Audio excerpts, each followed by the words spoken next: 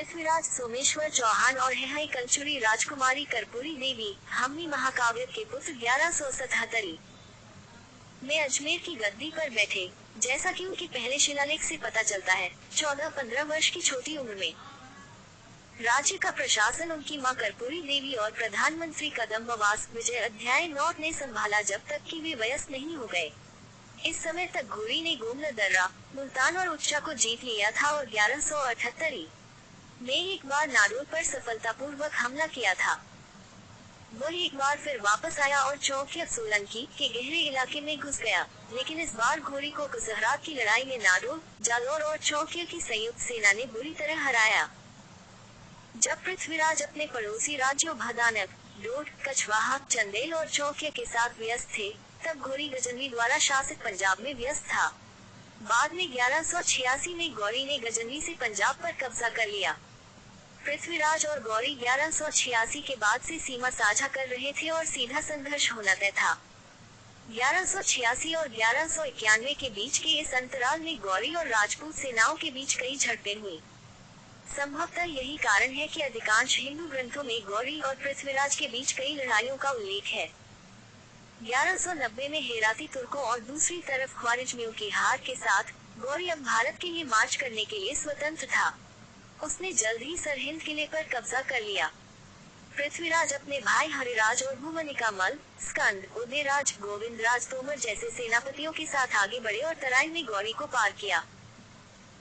राजपूतों ने 5 संरचनाएं बनाई, एक दाहिना घुड़सवार, एक दाहिना पैदल सेना, हाथियों और पृथ्वीराज के साथ केंद्र, बायां पैदल सेना और बायां घुड़सवार सेना, जिनकी कुल संख्या इतिहासकार बीएस राठौर के अनुसार पृथ्वीराज की तरफ 20,000 घुड़सवार और 25,000 पैदल सेना थी। घुरिदों के पास सभी घुड़सवार बल 3 पंखों लश्कर में गठित थे, बायां मैसद, मध्य कलवे और दायां म्यामन, जिनमें से प्रत्येक में 10,000 थे। घुरिदों के पास 5,000 आरक्षित घुड़सवारों ऐरावत सिंह द्वारा घोड़े और तलवारी का एक छोटा सा पिछला रक्षक भी था। हालांकि घुरिदों की संख्या कम थी, लेकिन उनके पास सैन्य तकनीक में बहुत प्रगति थी। बेहतर नस्ल के तुर्की घोड़े, पूरे शरीर के कवच, ज्यादा कुशल तुर्की धनुष और बहुत प्रभावी जलन शॉट तकनीक, जिसमें घोड़े के तीरंदाज 40-50 मीटर के करीब आते हैं, तीर चलाते हैं और फिर से हमला करने के लिए पीछे हटते हैं, ने उनकी संभावनाओं को बेहतर बना दिया। लेकिन प्रसिद्ध राजपूत बहादुरी घुरिदों को देखने को मिलने वाली थी।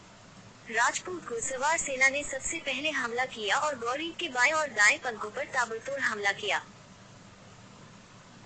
पृथ्वीराज की सेना के लगातार और जबरदस्त हमले के कारण गौरी के पंख टूट गए और जैसा कि इतिहासकार जदुनाथ सरकार लिखते हैं, बड़ी संख्या में उनके घुड़सवार भागने लगे। जीत से उत्साहित राजपूत घुड़सवार सेना की गर्जना का सामना करने की हिम्मत नहीं जुटा पाए, जबकि अफगान और खिलजी घटक अधिकांश अमीरों के साथ भाग रहे थे। घोरी भागने के लिए तैयार नहीं था और उसने लड़ने का फैसला किया और हाथियों, ऊंटों और पैदल सेना के आगे बढ़ते राजपूत केंद्र से मिलने के लिए आगे बढ़ा। अब कोई रैंक और संरचना नहीं होने के कारण चारों ओर अराजकता फैल गई। घोरी की मुलाकात दिल्ली के राजा गोविंदराजा तोमर से हुई, जो अपने हाथी के साथ था। घोरी ने गोविंदराजा पर भाले से वार किया, जिससे उसके 2 दांत टूट गए। गोविंदराजा ने जवाब में अपने भाले से उस पर वार किया, जिससे घोरी अपने घोड़े से गिर गया। इस अफरा तफरी के बीच घोरी भाग्यशाली था कि उसे खिलजी सैनिक ने बचा लिया, जो उसे युद्ध के मैदान से दूर ले गया।